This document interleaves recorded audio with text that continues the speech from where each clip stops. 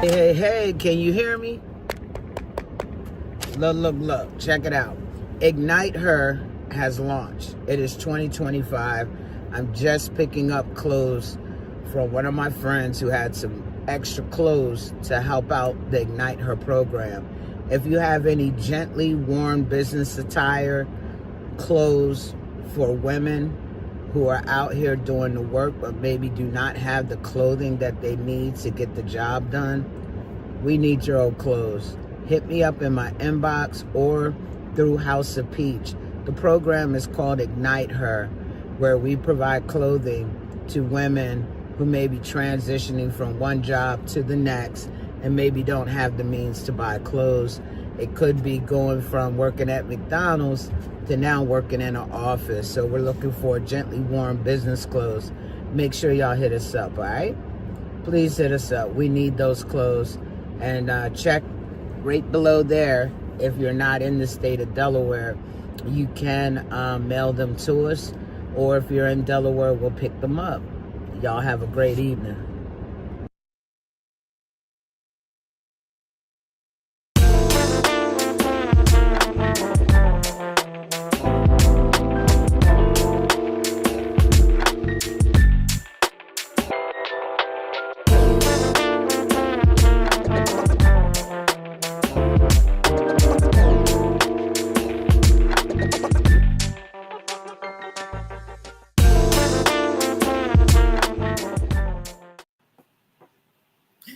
Well, hello, everyone. It is that time once again for the Boss Ladies Lounge. Listen, if y'all have not watched us this entire first and second quarter of this year, y'all better watch these last 3 Mondays, because after that, we go on our season break.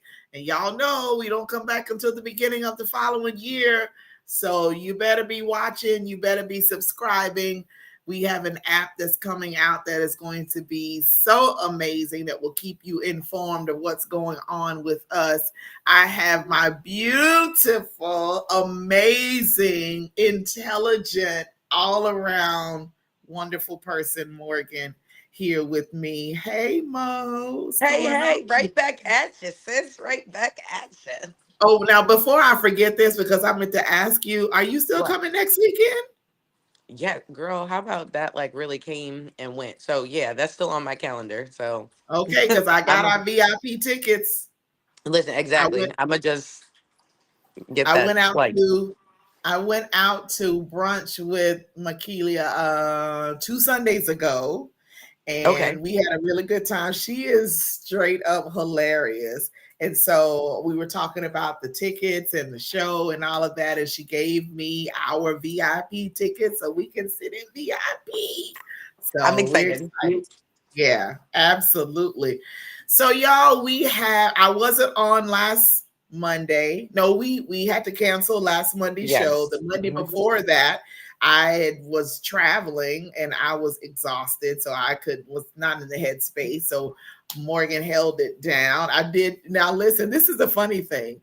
I was trying to watch and literally fell asleep within a few minutes of saying hello in the chat because I was watching on YouTube and was Hilarious. just so exhausted that I could not even stay awake. It's like I don't even know. I heard a little bit of what was said, and then after that, it was just like I didn't even know. When I woke up, the show was over. I was like, wait, what happened?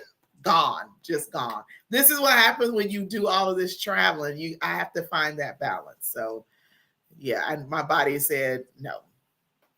My Yes. brother, hey Rick, talking about girl, what are you doing now? What do you mean? What are you talking about? I've been doing this podcast for 2 years. See, this is what I'm talking about. My own brother on here talking about, girl, what are you doing? Doing a podcast like I've been doing. It be your own people sometime. Yeah, Mm. that's okay. We'll give him a little bit of grace. I'm Just a not little bit. giving him any grace. Not this brother. I'm not Oh, giving him grace because he normally oh. keeps up with everything that's going on in my life. I So tried, brother. I tried. no, we're not giving him any grace. So, also by way of announcements, on August the 4th, there will be a new panel show that's coming. It's not, not me, Morgan and I, we're going to be on break. We're supporting, but we'll be on break. But it's called Queens. Y'all tune in for that. This man said, I have 18 podcasts. Sir, I do not. What? My brother. Look, he might I'm be gonna call speaking you things later into because you want existence. something. He's with the shenanigans. Now back to what I was saying. August the 4th starts a new show called Queen. So look, if you have not subscribed to House of Peach, you need to do so you can keep up with the announcements of what's coming with this amazing, amazing organization and everything that's happening. So, Mo, how have you been since we last saw each other like on here? How have you been? I've been busy. I had a quick trip to the ER. Um, Hmm. yeah. And I just started a new position. So, I say all that to say, sit down somewhere, know when to Yeah, rest. Um, right. I had a crazy BP reading with like pain in my body that, presented as one thing. And of course, Mm, tests and gamuts and everything coming back like you're 100% like healthy as an ox, type of deal. Okay. Well, then why am I in pain to the extent of I am? And right, with the pressure that's I've never had ever in my life, like, why? right, right. Um, so yeah, stress is that silent killer. And, regardless of what's going on, whether it's, personal, private, whatever, um, Yeah, mhm, let it go because yeah. it's not worth it. Rest is absolutely vital. And at this stage of our lives and where we are, what we have going on, like we have kids. Now, three of mine are adults, but I still have Ariel who's 10, and I want to live to see her get into adult life. So, there are a lot of lifestyle Yeah. changes that we have to make. And we always talk about therapy, and therapy is so vital to help you physically, mentally, emotionally get to a point to where you know how to say no, you know how to stop, you know how to just move forward so you can live your best life. And I'm grateful for that part of my life to get me where I am now, to be able to know when to disconnect and know when to say no and to do some self-care. Like I believe I was never one who did a lot of self-care. I didn't do that. For me, I was always giving myself, and then telling everybody else to make sure they rest and do all this stuff for themselves, but I never applied it. So now I do that for me. I was supposed to go to Georgia for the 4th of July weekend. My mom's daycare center was having a tailgate for the fireworks and stuff. And I was supposed to go, but I was so exhausted from traveling that I said, you know what? I really believe that I need to just stay home. And so that Friday, which was the 4th, I laid in the bed till like 11 o'clock, in and out of sleep. Saturday, I laid in the bed late and got the rest that I needed. So, of course, I wanted to be with my family, but I have to, what good am I if I'm not here? Like, Right, you right. know?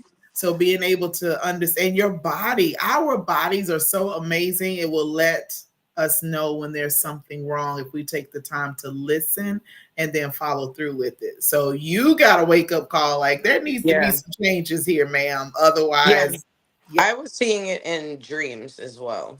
And Oh, like, I think wow. that's what was starting to scare me. And it was Yeah. like, okay, I need to do something a little different. Right. So yeah. My brother is silly. He's like, we had fun. I know you did. I saw the videos. I saw it.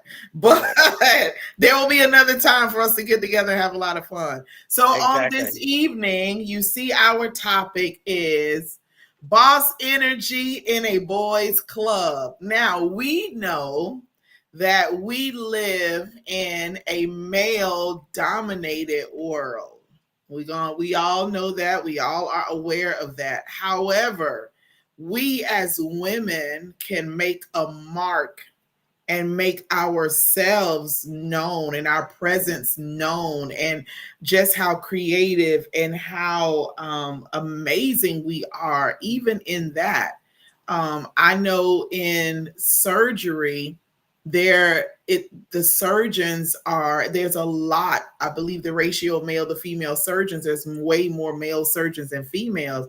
But I've worked with some female surgeons who could, when I tell you, they could do some things and really help patients. Not saying that the men couldn't, but I really was into them and what they were doing, because they were doing it so well. So we have to create our own. We're not waiting for platforms to be creative for us. We're out here we're building our own regardless. And so that's what Morgan and I want to talk about this evening. Especially now, we try to make our show be inclusive of male and females, because we know this is we started off highlighting female entrepreneurs, and we still do that. But we want to be inclusive because we want our audience to understand that there are points or parts in our shows that are not only for women, but for men as well, that they can kind of take away from, which is why we always ask for males to come on and be panelists with us from time to time. But this one is specific to us because of how everything is not as leveled as it should be. Like, we're not getting the recognition at many times in many sectors that we should be. So now we have to amp up who we are, not to be overly aggressive or to be just downright mean or nasty about it, but to be confident in who we are. So let's have this conversation, Mo. Well, I mean, first and foremost, I mean, well, you can speak on what it's like for, you to be in a male, dominant industry. What are I guess your experiences, personally though. So with male surgeons, a lot of them have this complex, this God complex, that they are it, and they are, nobody can do it like them, and nobody can perform a surgery like them or anything like that. And I guess because for years there weren't women really going into this field, and I don't know why that is, but I'm seeing more now. Like, one of the surgeons that's on the national board, she's a trauma surgeon, and I've never worked with her, but just her involvement and the things that she talks about with us about things, I know that she is really doing some great things. I don't understand. I don't allow the male ego or the male surgeons to come in with some, the shenanigans stuff. Don't come in acting like, you're God's gift to surgery world, and if it's not you, it can't be done. Yeah, no, we're not doing that. We're not, because there's going to be something that happens that you're going to mess up on, or you're going to fall short on, and then you're going to need me to now help you get to where you need to be, or help you to fix whatever's not going right. So if you really were that one, you can do it all by yourself. You don't need any help, but you do need that. So and then on the same token, on the flip side, there are a lot of male surgeons who are understanding of they need help. They're not the only ones. They're not the God's gift. They're really humble about it. And some of them that aren't, so I just pay attention to people, pay attention to situations. I pay attention to what's said, how they carry themselves, all of that stuff. But what I do is I walk in to every operating room knowing, I don't care what surgery you throw in front of me. It doesn't matter. I don't even care if I've never done this before, but because I know what I've been taught, I know about the anatomy of the body, I know about the instrumentation and the supplies that we're going to use, I go in there every time confident, knowing that I'm going to do my part. I'm going to go above and beyond. So you're not going to make me feel like, I'm less than, or never been that way. And I've shut a few of them down. Like they try to come at me crazy. Let me tell you in front of everybody. And then there's like silence, like nobody says anything. No, because you're going to respect me. You're not going to talk down to me. You're not going to treat me like I'm not doing my job. Like I do my job above and beyond that. So, I've seen it all in that operating room. God knows. I tell my students I got a lot of stories to tell. They're like, what? You did what? Oh, yeah. I've done it. Do you feel like there's any difference with the gender, I guess the gender inequality, or just the what's the word? I guess like the treatment versus The treatment versus what?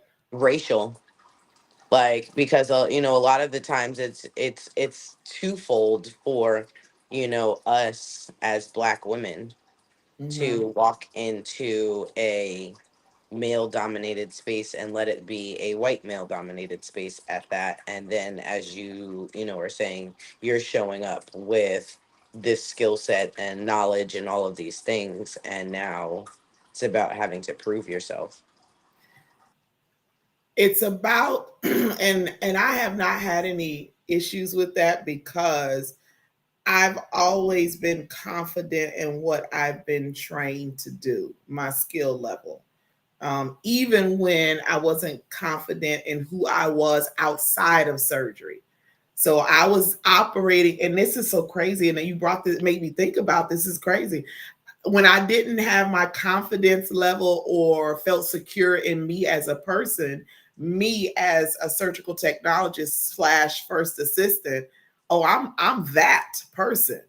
And so I come in not with an air of I'm getting ready to handle this, I'm getting ready to do this, we're gonna rock this surgery out. And I never did shrink back nor shy down from that. And but after I left, then it was like, oh, I'm inadequate in this area of my life, which is crazy that, and that's almost like insane to think that. But I never did have to I never went in with the mindset of let me prove myself to you. No, I knew who I was. I know who I am. And I haven't scrubbed in like a year. It's been a year because I was in Texas. But it doesn't matter how long I haven't scrubbed. Trust me, I could go in tomorrow and it will be like I just been scrubbing since for this past year. And so I don't have to prove myself. I just let my actions show, and I don't have to go in and overdo stuff. Like I've seen techs and first assists come in, and they just want to talk about they can do this and they can do that, and blah blah blah. And when I scrub this and when I scrub that, and I just stand there like, oh okay. But then when I watch you, what I'm seeing is not lining up with that. Right. So, fortunately for the surgical technologist world, and this isn't supposed to be about me, but the surgical Yeah. technologist world is female dominated. There are in the regions where I've worked, and y'all know I've been everywhere, it's been more female surgical technologists than males. So when I get my new classes and I see the males in there, I'm excited because we're the ones doing all the heavy lifting for the big surgeries. So when I got out of school, orthopedic surgery was my thing. That's what I got thrown into. I did that and I do it well. So all these big surgeries with these really heavy trays that requires a lot of manipulation of the patient's body and all this hammering and drilling and all of that stuff. The women, we did that. We were doing all of that stuff. But now I see the men, that more and more men. I'm like, look, y'all, we need y'all because I don't want to keep lifting these heavy trays. Not that I couldn't, but I don't. Yeah. So I didn't have to force anything. I just trusted what I had been taught, and I made a name for myself that way. I didn't get involved. The one good thing, everywhere I've been, this is no lie, 20 years I've been doing this. Every place that I've worked, I have been the only woman of color, person in the ORs, places where I've worked, the only one. I remember working with one orthopedic surgeon who was in his fellowship. So he was getting the extra 3 years of orthopedic surgery. I don't even remember his name. It was so back in 2005, 2006. He was the only one. Everybody else, I never worked with a surgical technologist that looked like me. Never. So I went in and my focus was my patient, not trying to, prove myself to you. I knew who I was in that part. So that confidence level is really important for Yeah. us, especially for us, for women being in this male dominated world. We have to be confident, and they have to see that. It has to radiate from us, because like I tell my students, you can't go either, even though you're going to have a level of uh, being nervous when you go into the OR, when you do your clinical rotation, you got to still let your confidence override that, because surgeons are like bears. They smell fear and then they'll start on you and they won't stop. They'll just keep going, keep going, Yeah. keep going. And so Yeah. that's how we as women need to be in this male dominated world. We got to walk in any room, in any situation, in any conference, in any place, and say, you know what? I am confident in what I know, what I've been trained to do, my experience, who I am. So I'm going to walk in, and you're going to sense that energy. You are, and it's going to do one or two things. Either it's going to draw you to me for you to learn more about me and how we can collab or what we can do together, or it's going to repel you. You're going to be like, and you don't want to have anything to do. Either way, I'm good. Right. Either way. So we have to have that level of confidence and energy to know that we can do whatever we want to do, even if it's, a whole panel of men, but you're coming in, you were invited into the room. There was a reason you were invited in. Yeah. And it's no need to take on, a masculine energy because you are in, a masculine dominated space. Right. It's, exude the femininity. It's sometimes it makes me go back to one of our first guests, Jordan, and Mm-hmm. how she was, talking about her working in technology, and Right. how, what I mean, women in technology bring a completely different point of view and skill set than men do. And, it actually is beneficial for women to be in tech because that allows, the certain things to be serviced a little bit more, or to thought about a Right. little more deeply, just because of the way that, women think, um, Right. and how they produce. And so, I definitely want to really, I guess, like pinpoint, like, we don't have to try to be something that we're not Mm-hmm. in order to try to fit more into the space. Most of us are not meant to fit in this space anyway. We're just Right. there because there's something for us to get, or there's it's a means to an end. It's just it's a formality, so to speak. Mm-hmm. I thankfully in doula work it is more of a female dominated industry. There are a few male doulos, and we as women welcome them into this space because we know that there's a need, and a calling specifically with men, and partners, to be able to educate them on a different level. So, Mm-hmm. this it's more of an embrace and less of a competition in that space. But funny enough, I just always feel like it's ironic that I've had so much backlash and push back Mm-hmm. in the kitchen, Mm-hmm. where, one, as a black woman, that's where we were.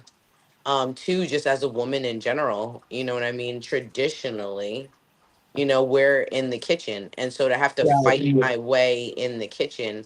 And for me, um, so just like you said, surgeons have this God complex. Um, I want to say, like, chefs have like Napoleon complexes. And not to Mm. say that we're small, but it is very, it's the kitchen is full of ego. It's full Mhm. of ego. You have to have a thick skin. Everything is about timing. It's about perfection. It's about organization. It's about all of these multifaceted things that all have to like fit together perfectly, or the whole Mhm. thing goes, to crap. Right. And honestly, I think the focus is different, you know what I mean, in the back of house than it is in the front of house. So, like when you are a server, you reap that initial, reward, whether it's with a tip or not a tip. You know what I mean? And a lot of the times, servers take a lot of the flack for what goes on in the kitchen sometimes, and most of Mhm. the time, or the kitchen gets the blame for stuff that that happens front of house as well. Right. Um Actually finding myself like trying to learn something and having to fight to learn it, or having to wait until certain staff members are not scheduled to work in order to be able to, get an opportunity to do something, was eye opening. And I was, Mm. at one point in time, I started to take it personally. Mhm. But then it was, okay, you know what? They don't want me to learn this because they're worried about me taking their job. Mm. When you see what someone can do and the potential of things, you know what I mean? I've been hired as a prep person, and 2 weeks later been promoted to assistant kitchen manager. They're like, Mm. it's a waste of time to have you here. I mean, although like you prep super fast and efficiently, like we can get you over here running the kitchen. Like I feel like that would be better use of your skill set. You know what I mean? Now it's all of a sudden like you just went from a prep person to someone who can tell me what to do. I mean, And instead of them taking a look at themselves and why that is, they choose to yeah. put that on And I was like, somebody else. but it's if to me it's like as long as I've been in the food industry, so it's been like what almost like 22 years now. Like I've had the best kitchens have the philosophy of, or the best restaurants in general have the philosophy of, you put your aces in your places. And I think that that is something that, can go just in any industry. You Mhm. figure out, as we were saying before, you pinpoint um, what their strong suits are, what their strengths are, and you Right. put them in those positions and you empower them to do Mhm. more in that, so that, you know what I mean? A lot of the other things that, in management, you have to do this, you have to do that. A lot of that stuff takes care of itself. Yeah. You know what I mean? So me being Mhm. in the assistant kitchen manager position made sure that orders were done that weren't getting done before. Why? Because I had an understanding of ordering, but also ordering from a standpoint of being a cook. So I'm the one who can say, no, on lunches, we go through X amount of these salads, which means that we need to be ordering at least another case of these tomatoes because we keep running out by Thursday and the next shipment doesn't come in until Tuesday. And now we have to be talking about 86 tomatoes. How many years are we gonna, you know what I mean? How many times am I gonna Yeah. walk into a shift and continue to see that when, I mean, the writing's really on the wall? Why not have the conversation? Or, I've worked with some amazing people who have done something as small as changing out the ketchup containers to save $10,000 a year for a restaurant. Mhm. Just a change of a ketchup container. You know what I mean? So those different points of view. Um, and I had two men in the last probably about 12 years or so really like speak into me. One was like, listen, you are forced to be reckoned with in a white male dominated industry. And I need you to stand in that. But then I also need you to be very careful because where you're going, you might need people like me. And this was a white male at the time. He was man at the time. And he was like, you might need somebody like me to advocate for you. Mhm. So be careful because you never know what that other person's ulterior motive is. Right. But be open to having someone sometimes be your face to get you the things that you want, because there's a possibility that just because of how you look, somebody's just going to tell you no. Why is it that you think, because if we look historically at cooking and doing things of that was our thing. That's us women. And so how did it switch from being us to now being male dominated, and now we have to, women, female chefs have to now fight their way to be at the top now, when we're the ones that were doing this and creating these meals and doing all of these things. And so now you've come, and that goes back to the topic, having boss energy in a boys club. Like they just, and this is not all men and not all chefs. I just want to preface this, but some of them have swooped in and just taken this. And so now we're having to fight for something that we already had possession of. We Most dominate. definitely. I mean, that I feel like that happens a lot, just in life in general, where it's like the things that we produce end up getting swooped. Someone just swoops in and takes it, or takes, credit for. I Right, mean, how many inventors do we look at on the list that, were actually the inventions were, came from Black people? But I right. mean, no one really talks about um what's his name, Ben Franklin's apprentice, who actually came up with the filament that's in the light bulb. But Ben Mhm. Franklin gets all the praise and the glory for Right, it, whereas no one even knows his apprentice name.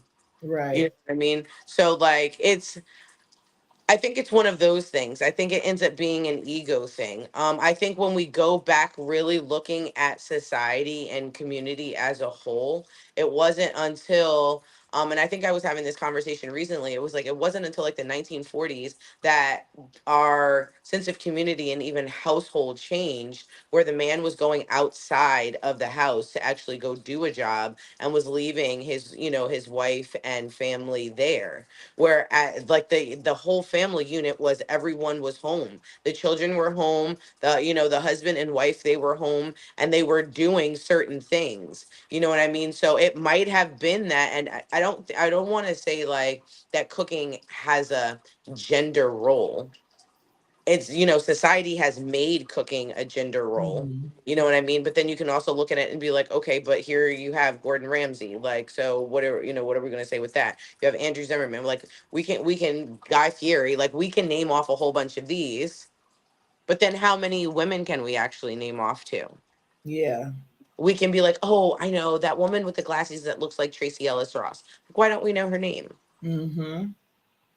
You know what I mean? Oh, what about wasn't there that singer that turned like a chef or something? You know what I mean? Like And I'm that's like that too. Like I can picture their faces, but knowing their names, I don't. But like the men that you've named off, I know them. Like I've either seen their shows or any. It's just that that exposure. Um, exactly. And it's like, yeah. so what? Do you have to be Julia Childs, or you have to be Paula Dean, or you know what I mean, who has an oops, who has a Martha Stewart, who Right. oops, oh my gosh, or what's her name? Rachel Ray. These people, it's like you have to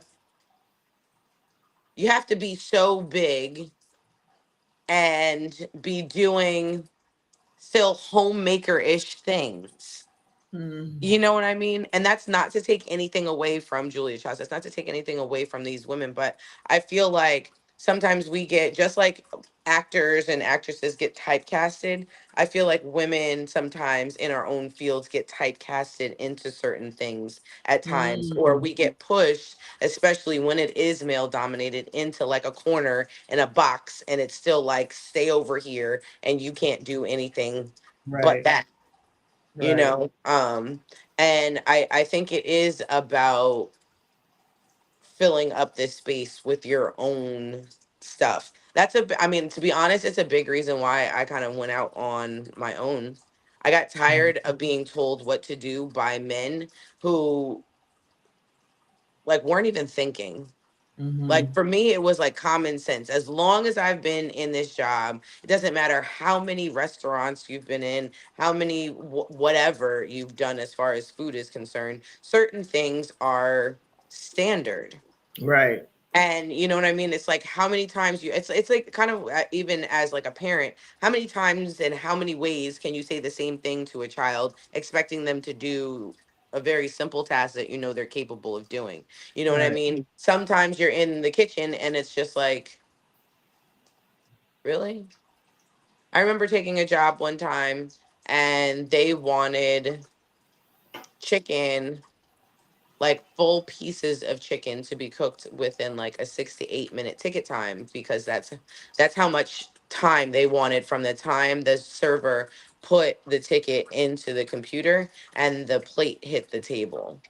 Is that even possible?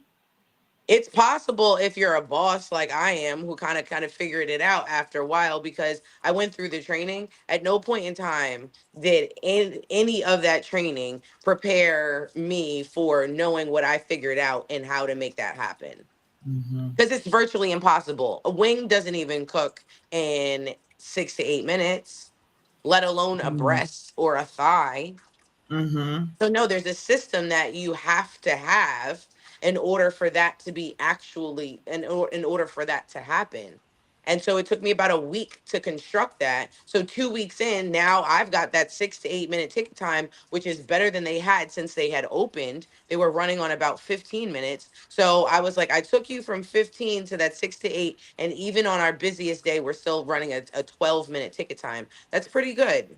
Yeah. It's, you know what I mean? It's shorter than what you still had before, and it's still, making sure that no one's coming back going, my chicken's raw. Not when Right. that's your normal, that's what's one of your draws are to come. But I will never forget this man talking to me like, and I say Gordon Ramsay just because that's what he's known for. But he was walking around the kitchen, slamming stuff around and yelling at people like he was Gordon Ramsay. And I looked at him and I was like, yo, you got one more time to effing talk to me like that. Because at this point in time, when you in the kitchen, like everybody curses like a sailor, especially Mm-hmm. when you're over here like folks is being combative, everybody's egos being bruised. Like I told you I was gonna give you those fries in 5 minutes. Like I told you it was 2 minutes. Like it hasn't even been a minute 30. Like I mean, everybody want to jump down each other's throat, and then at the end of the shift, Mm-hmm. everybody's high fiving good shift. You know what I mean? So it doesn't even matter that somebody yelled at you five That's minutes ago. It was that's crazy. No. it's you know what I mean. It's Yeah. par for the cause. But for me, I was like, listen, we're full screen. Last thing I need is for somebody slamming some stuff around, yelling at folk, which is going Mm-hmm. to put the entire kitchen in a funk. And my job is to make sure that I get everything from everybody. Yeah. Cooks are a-holes. Like, that's why they say never piss off the person who makes your food. Like, they're liable to, Hey. you know what I mean? They're liable to do anything. And obviously, by law, you can't. But at the same time, you know what I mean? Like, I will purposely slow your food down on purpose. Mm. I will not make your ticket on purpose. I was like, even the servers know, don't mess with the cooks in the back. They'll Right. make sure that none of your tables get any of the food, which messes with your money first before it messes with theirs, because they're Yeah, gonna but get a paycheck regardless. and y'all are in the back out of sight. It's the servers the ones that's trying And to I'll be over be here like, I don't seen. know what you talk about. She never put the ticket in. Yeah. Where's That's the like ticket? that's like for us in the OR, with anything that's wrong with the instruments. It's not, we get, if we didn't do it and sterile processing did it, we're still getting yelled at because we're the ones right there.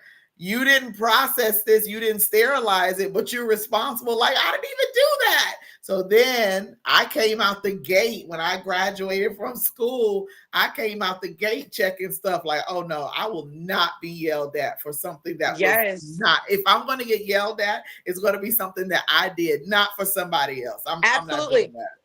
Absolutely, which is so funny because now when I go out to restaurants, sometimes that's exactly how I hold people accountable for. They were like, "Well, it wasn't my table, but I just brought it off." And I'm like, "Here, this might not have been your table, but every single table when you bring the food out has a ticket next to it. So all you had to do Mhm. was read the ticket. If what was on the ticket doesn't look like what was on the plate, then you should be asking someone still, hey, listen, this looks like it's missing some bacon. Don't just bring it to the table because, oh, it's not mine. And now Yeah. the person's got to come back. Because at the end of the day, that could be your table tomorrow. Right. And that's why you can't just, you know what I mean, do folks dirty in Right. in the business that you're in. But long story short, guy running around, Gordon Ramsay, he's yelling at people, he's yelling at people, he's yelling at people. And I was like, listen, you can't keep talking. First off, you can't keep talking to me like that. Mm-hmm. But like this is not conducive to a happy work environment right now. Right. And so when he came down and he slammed something again, and I looked at another one of the managers and I was like, I know he's got to be lying. Like, I know this guy is joking.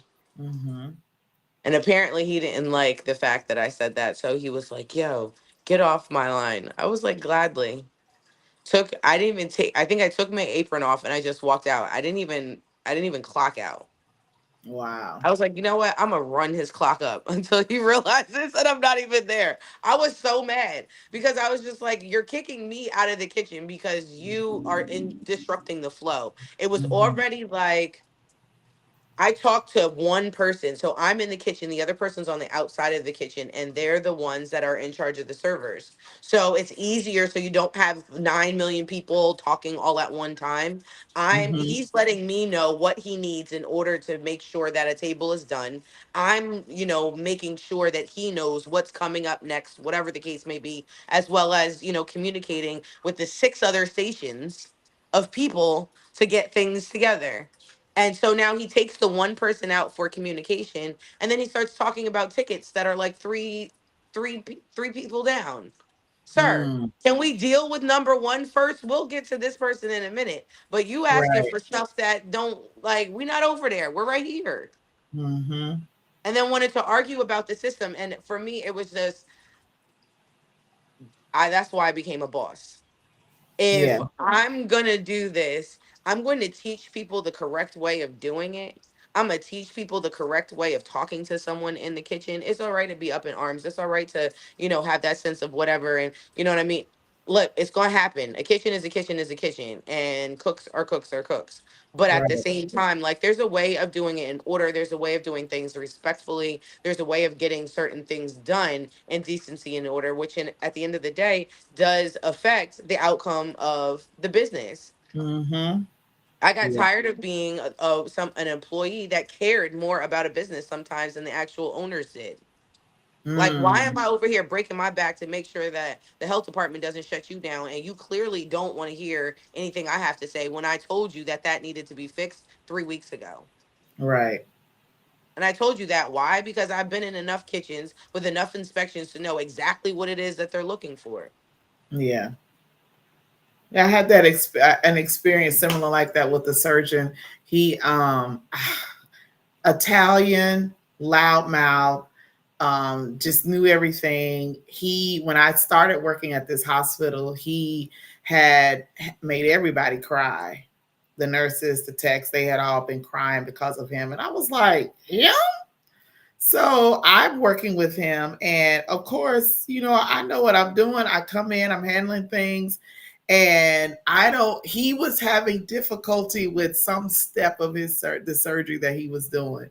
So I don't remember what took place, but I just remember this man telling me to shut up.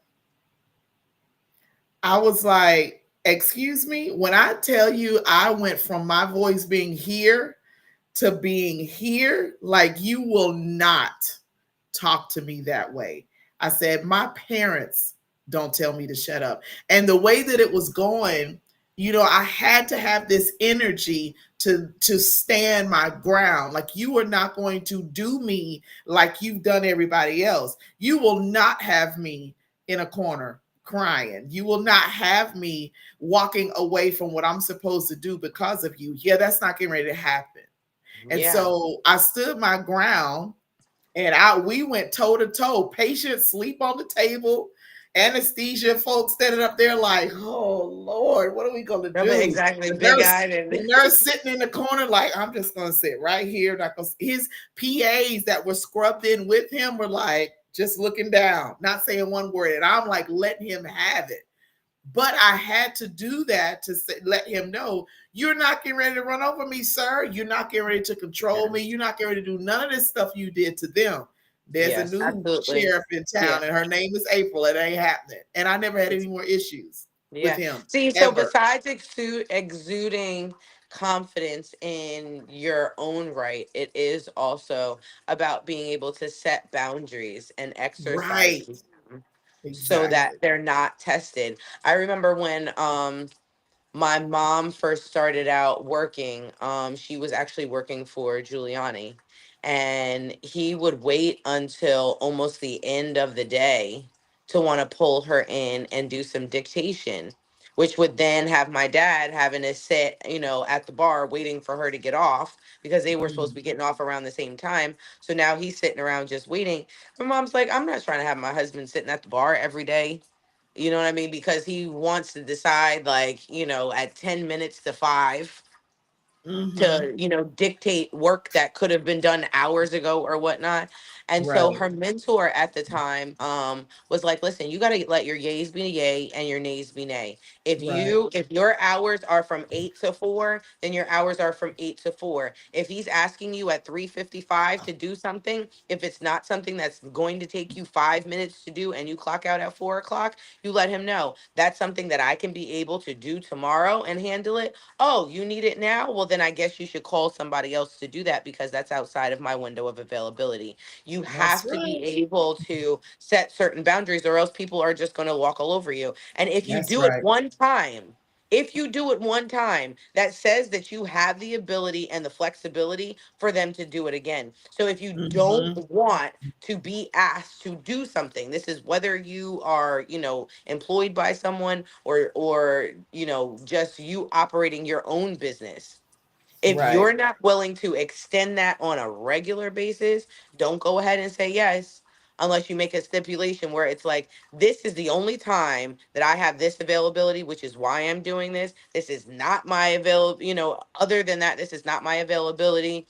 And you got to put it there, or else, you Mhm. know what I mean? Next month it's going to be like, oh, well, would you happen again to have another Right. weekend free? What part of I work Monday through Friday don't you get? Yeah.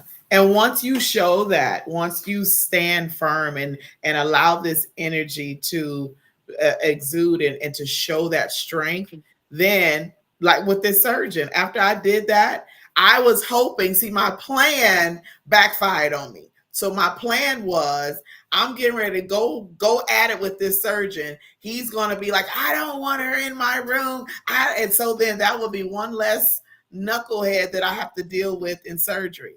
So the next day, because he did 2 days a week, that Friday he worked, well, Monday or Friday he worked two rooms. So one room was filled with all his big surgeries, big orthopedic surgeries. The other room was like the lighter stuff. So my boss put me in the other room, not because he said that. She wanted to give me a break because I was doing all his big heavy cases. So I'm in there, I'm like excited, thinking, okay, good, I don't have to deal with this foolishness, whatever. And I'm in there gonna be happy about doing my light day. All he did was come to the door. He opened the door because he had already been to the other room that was the big room. He comes to the other room with his smaller cases and he stands there and everybody gets quiet. And I turn around and I see him standing there. And I was like, oh my God, this is about to be a mess.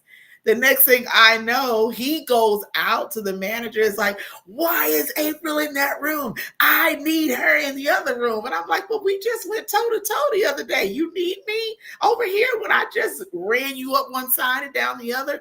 But because of the energy, because that I stood my ground to, you're not getting ready to talk to me this way. This is how this surgery is going to be done. And this is the atmosphere that we're going to have in here. Now I couldn't get rid of him. I'm like, well, that plan didn't go too well. So here I am. But if I had allowed him to cause me to be quiet and to just shrink down and just let him do all of that, the entire time that I worked at that place, it would have been that 2 days a week nonstop. Now, that's not good for anybody. So for you in food service, that's not good for the people that's going to eat the food, because they're not going to get the best of you.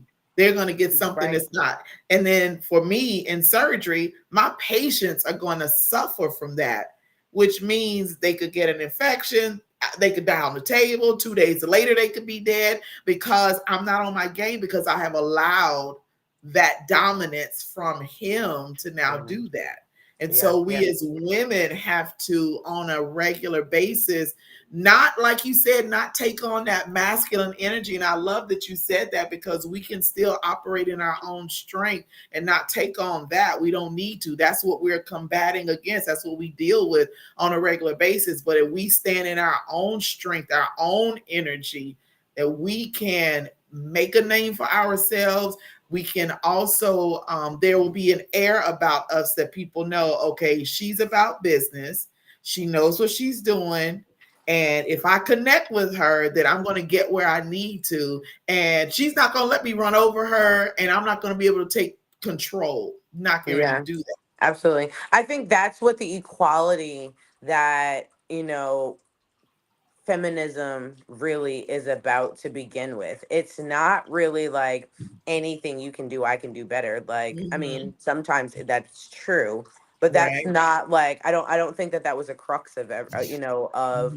the intention at the time. I think it really was about acknowledging that, you know what I mean, women have a place in their own right, and you know what I mean, there are a lot of fields and a lot of things that we can be present in and bring our voice or our skills that would be beneficial to society, and business in general.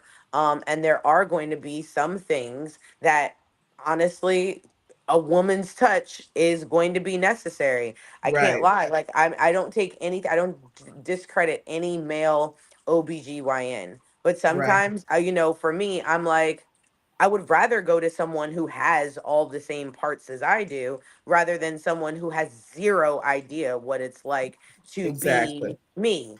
But that's not to say that, just like, we have the saying, not all skin folk are kinfolk. It's the same exact thing, though. You know what I mean? Sometimes going to a woman OB, you wonder, like, are you sure we have the same parts? Because the way that you treat me right now has got me questioning, you know what I mean? Like, whose side are you really on right now? Or no, or I'm Yeah. expecting to hear this from, a cold person with zero bedside manner, blah, blah, blah. You know what I mean? You look like you've been through menopause and you over here telling me I'm over exaggerating. Really? That's how we're handling things? But do you think it's possible that those that are like that, it's the influence and what they have experienced in their career to that point to where now they're like that and they Oh, forget where yeah. it is? Because it's the same way when I send students to their clinical rotation at the hospitals. I have to remind the preceptors, listen, these students are where you once were. So don't treat them like garbage. Don't do that, because they're trying to learn and obtain just what you were. You were in this place like a year or two ago. So you remember how it was. Don't get desensitized to how it is. And the same way, like in that came up in my mind about the female OBGYN physicians, like, you are a woman. Do you, what happened? Have you been influenced so much by maybe male OBGYNs or whatever that has caused you to be like, oh no, you're doing too much. You're going too far. Really? So I I think think it's, I go think ahead. that there's a lot of things that play into that. I feel like even when you look at educators right now, there's a lot of educators that are pulling out of teaching or administration because they feel like the system is really flawed, doesn't allow them to really do what they, set out to do as an Mhm. instructor or a counselor to begin with. And, the joy and it just isn't there anymore because you've got to worry about all the paperwork and all of this and all of that. And I think I think the focus needs to change. At the end of the day, I feel like doctors are regular people, just like we are, that deserve to make money just like everyone else. Right. And I think that sometimes, just like even when I talk about, the food industry, I think a lot of people think that, chefs or restaurants are trying to, nickel and dime people for everything that they're worth. But I don't think you understand really all that goes into the job, or Mm-hmm. all that goes into the service that's being provided, which is Right. why the cost is what it costs. Like, if you think about what it's like to be a physician from a business standpoint, the cost of insurance alone is what's going to cause you to have to charge what you have to charge every single time, just to at least make it make good business sense. I Yeah. know my liability insurance on a regular, like, that's something I've got to factor in. Thank God it doesn't have to be any higher. But when I think about, making this move from, soon to be birth assistant to midwifery, like, that's why most midwives don't take Medicaid. Yeah. For the insurance that they have to pay, Medicaid, you're not paying enough. Right. And I that teach sucks it. because I want to be able to service that community or service Mm-hmm. those people, but Right. it's not good financial sense. Yeah. Yeah, I teach a ethics, a law and ethics course, and it's talking. One of the chapters in the textbook talks about healthcare. I don't think people really understand just how physicians, both surgeons and those that are in regular practice in the see patients in the office, what they go through and deal with in regard to the patient care. There can things be tweaked a little bit in how they do their practices? Yeah, it can be to where patients get what they need and they get theirs, but they have so much overhead. There's so much, and then it's minimal reimbursement from the insurance. So this is why they have to pack so many patients in a day, and everybody's not getting the time and attention that they need because Yeah. they're focused on, I got staff to pay, I have insurance for my staff to pay, I have this building to pay for. So what we found is that a lot of physicians are leaving private practice and they're going to work for a hospital where they get a set Yeah. paycheck and they don't have to worry about all of that stuff. Yeah. But it, even in that token, there's a certain way that things need to be done in order for everyone Exactly. to That they get what lose. they, So it's like there's a yeah, pros and cons to being, private than to be working, right. specifically with an organization. And I hate the fact that they have to make that choice. But thankfully, as traveled women as we are, when you start to look at what healthcare looks like in a lot of other countries, that's where you start Hmm. to see certain things falter. Like Yeah. me being in Martinique and dislocating my shoulder, I didn't pay a dime, Mm. nor did my host mother. Why? Because she's a citizen there. And that's a Mhm. perk of being a citizen. It's free healthcare. We're Wait, the I need, only country that pays for something that we don't want. So wow. if we change the situation around to now actually rewarding physicians for people doing what? Being healthy, which is what we want in the first place. And then when Hmm. we are ill, that's not when we go and pay and get the bill run up. Run me the bill because you're doing what I'm supposed to do, because now I done lived 25 years longer than I was supposed to be, the expected, because I changed my diet, I changed my lifestyle, I changed my this. Like, right now, a lot of doctors are getting paid to keep people sick in order for them to keep the money flowing. I tell people that all the time, So, the you know what I ins and mean? outs It's of like, that. I mean, I look at the hospitals all the time and I'm like, you guys want to have something to say about doulas, but if you were doing such an outstanding job, you wouldn't need me. Right. Yeah. I So, wish that I had had a doula when I had my kids. I chose to even go with a midwife instead of the actual physician because I felt like the midwives cared more about me and my health than just seeing patients. So I always compared when I was pregnant with Kayla, my oldest, I remember the physician, the first OB-GYN that I had was a male doctor. And I'm like, I don't feel like you care about me at all with the issues and things that I was dealing with. And then when I got the female physician, I'm like, oh yeah, so this is the way I need to go because she cares. And so Yeah. now I changed from seeing the physician to seeing the midwife, which was amazing. But they're not those that are in higher up um, positions. They're not giving, and I've watched nurses in labor and delivery, and I'm like, why are you even a nurse? Like, you're dealing with patients. You're supposed to be caring. I'm not saying, be mothering and all that stuff, but you're supposed to be caring. Where is the empathy? Where is these people are coming in for a reason. They're not coming here because they're well. Something's wrong. When labor delivery, you come in and have a baby. But I tell my students, patients come to surgery because they're sick. They're not coming to surgery just to have this done. Nobody wants to have their body cut open. Nobody wants to go under anesthesia like that where you have no control over what happens. Like, you literally could go under anesthesia and die before we do anything to you. So treat them as such. Think about Yeah. that as Yeah. you are now caring for those that's coming into the operating room. I just, yeah. But we are going to make sure as women, and this is to encourage all women, that regardless of what sector you're in, regardless of what profession you're in, regardless of whatever's going on, you can utilize your energy now to grow, to expand, to walk into spaces that you might not have otherwise be able to get into. But if you are, there's a reason that you've been invited into that.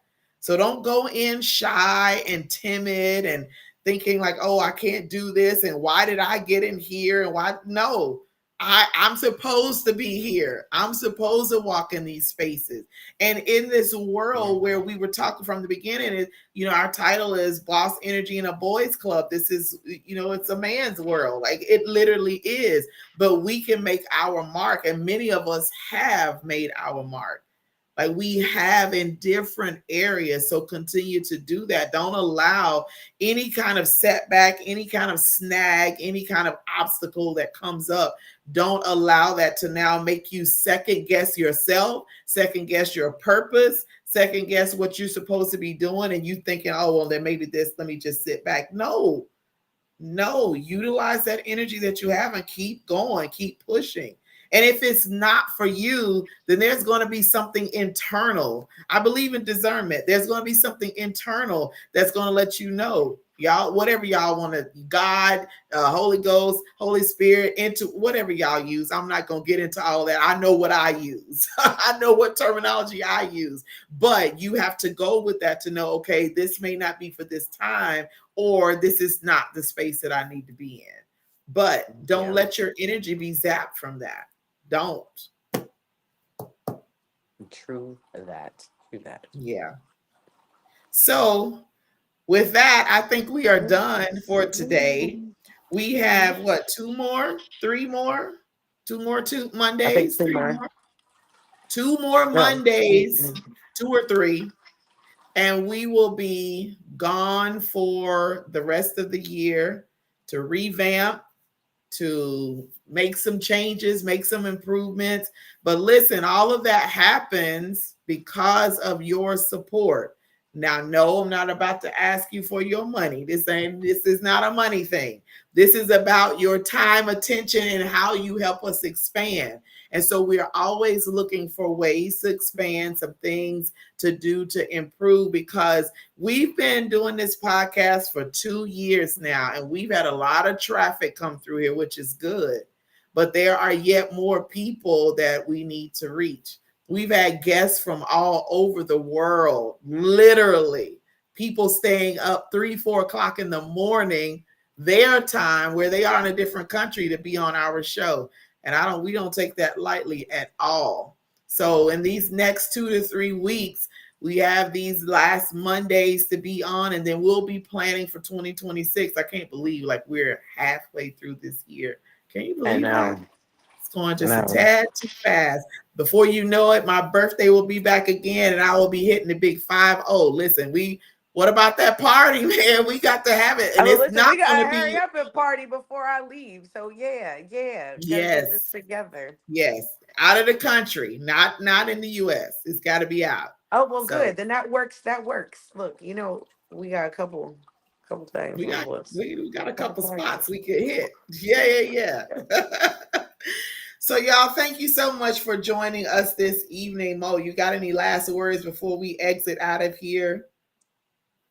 Peace, love, and hair grease. Love her so much. All right, y'all. Until next Monday at this same time, we will come back and we will have, I don't know who we're going to have, what we're going to do, what the topic's going to be, but it's going to be good just the same. Surprise. Right. It's going to be a surprise. You never know what we're going to do. All right, y'all. Enjoy the rest of your evening and your week, and we'll see you on next Monday. Bye.